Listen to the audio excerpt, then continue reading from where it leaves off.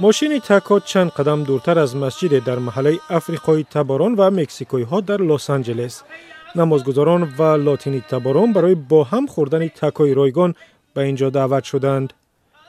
ماشین تاکوی رایگان تشبوس بن واسکس و ریزا حمیده است. بن مکزیکویی و ریزا فلسطینی است. سال 2015 وا خوردند و تصمیم گرفتند در برابر تبعیض افزاینده مهاجران در آمریکا دو جامعه بزرگ را به هم بیارند. هر چیزی که به یک جامعه تبعیض دیده رخ داد در نهایت با جامعه دیگر هم می شود. ما با بدگویی های افراد مبارزه می بریم که از ما اهریمن می سازند و روحیه‌مون را می شکنند. ما با هم نان می شکنیم، صحبت می کنیم و پیش قضاوت‌های را از بین می بریم که دیگران نسبت ما دارند.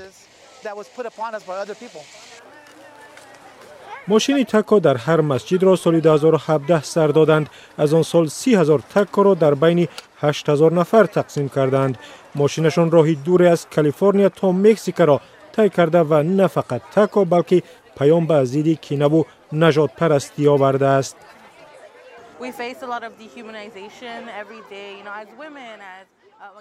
ما چون مردم گندمگون هر روز به بدگویی دچار می شویم. وقتی می فهمی عین برخورد با دیگر گروه ها هست، دلت ریش می شود. چون این همایش ها آشنایی با دیگر جامعه ها خوب است. چون می فهمی که به اینجا تعلق داری و لایق زندگی در اینجا هستی.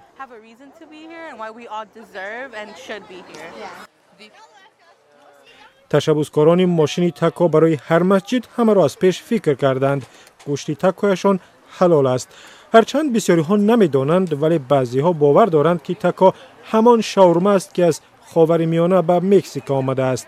ولی برای ریزا و بن مهم هر چیزی است که مردم فرهنگ های گوناگون را به هم نزدیک می کند و از جمله علاقه مشترک آنها به تاکو.